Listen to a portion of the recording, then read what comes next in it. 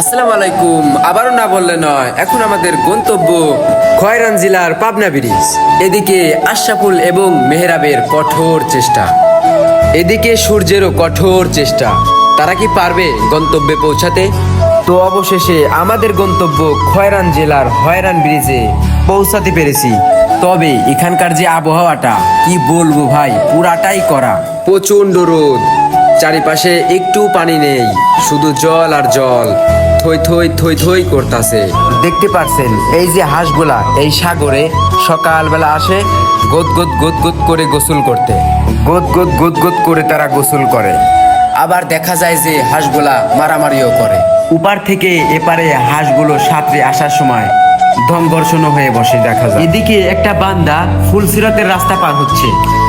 মানুষের মুখে শুনেছি এখানে নাকি অনেক মানুষ হয়, কিন্তু দেখেন এখানে কেউ নেই, শুধু দোকানদাররা, তাও আবার এতিমের মতো দাঁড়িয়ে আছে।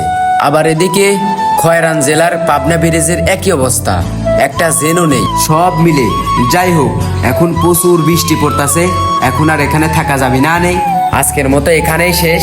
Good bye, enjoy your life.